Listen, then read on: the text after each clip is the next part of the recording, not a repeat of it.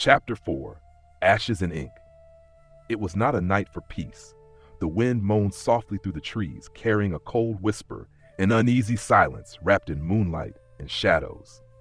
The forest had become dense, the darkness so deep it swallowed the stars, drinking them down like some black ocean in the sky.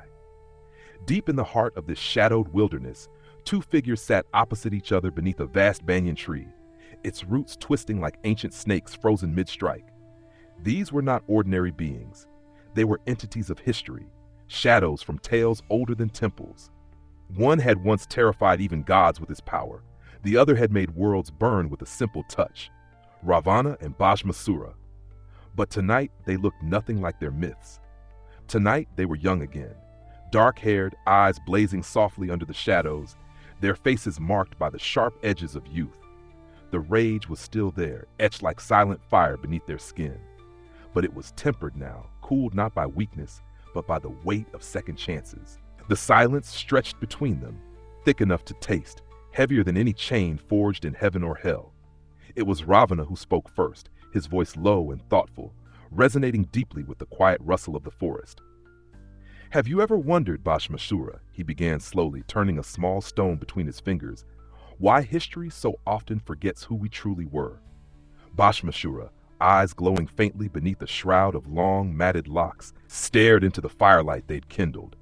The flames danced quietly, as though frightened to burn too brightly in their presence. "What do you mean?" he asked quietly, though he already sensed Ravana's intent. Ravana's lips curled into a faint, almost bitter smile. "They name us villains, they carve us from stone, warning children about us in their temples. But never do they speak of the good we once intended, or of the years we spent in devotion and austerity, sacrifices we made willingly, dreams we carried for others." He sighed, as if the weight of those dreams still burdened his chest. Bhasmasura nodded slowly. His voice emerged rough, heavy like cracked earth. "Because history belongs to victors, Ravana. Gods become heroes, the vanquished become demons. That is the way of worlds." Ravana gazed into the darkness above. Yet Krishna himself spoke the truth. The path is less important than the goal. Yet when gods bend rules, they call it divine play. When we cross lines, we are damned forever. It's a cruel paradox. Bhasmasura's eyes narrowed thoughtfully. "We have done wrong. There is no denying it." Ravana tilted his head, eyes flickering with rare humility. "Yes, we have, but were the gods any less ruthless? Indra's jealousy, Brahma's pride, even Vishnu's deceits. Yet their stories are remembered as divine lessons, while ours are stains of shame." A silence again settled over them. Neither moved, neither spoke, the night itself seeming reluctant to interrupt their reflection. Hidden in the brush, invisible to mortal eyes, a small spirit watched. A fragile, flickering thing, her translucent form shimmering softly with starlight, pale as mist.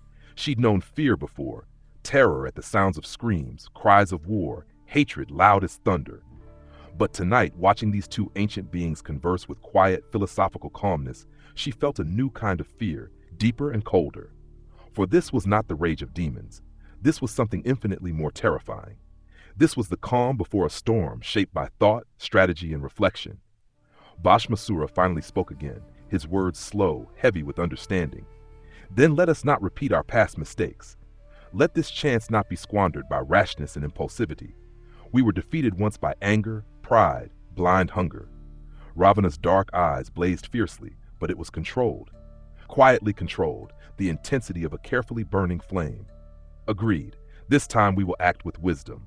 This time we shall act not merely to destroy or conquer, but to win." They stared at each other, two beings born from ashes and ink, souls etched by destiny's harshest pen.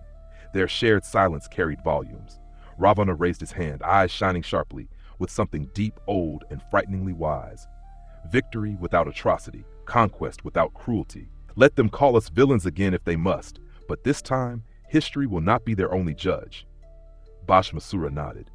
"Then let them face us not as demons of wrath, but as minds equal to theirs." Ravana smiled, something eerie and subtle. "We will give the gods the true test they have never known." The small spirit in the brush shivered violently, not from the cold, but from dread. She had expected screams, violence, chaos, not the chilling clarity of minds no longer bound by rage alone. She backed slowly away, fading deeper into the shadows, knowing this moment had changed something fundamental. The rules had shifted. The tales she had grown up fearing no longer applied. The Asuras were no longer mere villains from children's tales. They had become something infinitely more dangerous. They had become strategists, thinkers, warriors guided not by impulse, but by cunning, precision, and terrifying patience. Bhashmashura stood slowly, brushing ash from his hands, a bitter echo of his former power. Ravana rose gracefully, eyes now alight with a new purpose. "Come," Ravana said softly, "we have work to do." Bhashmashura followed quietly, stepping silently into the night. And as they left, the firelight dimmed as though unwilling to remain without their presence. The forest fell into silence once more, shadows creeping in, swallowing their words. But the echo lingered, heavier than darkness, louder than screams. Victory without atrocity, conquest without cruelty. A promise whispered like a threat, and a threat whispered like a promise. The night, now empty of their presence, shivered quietly, knowing deeply, instinctively, that the war this time would be unlike any before. This time, it would not be a battle of swords or arrows alone. This time, it would be a battle of minds. And that, thought the small spirit, watching shadows dance quietly among the trees, made it infinitely more terrifying. The forest sighed softly, quietly resigned. A new age had begun. And somewhere, far above, hidden by thick clouds and endless darkness, even the stars seemed afraid.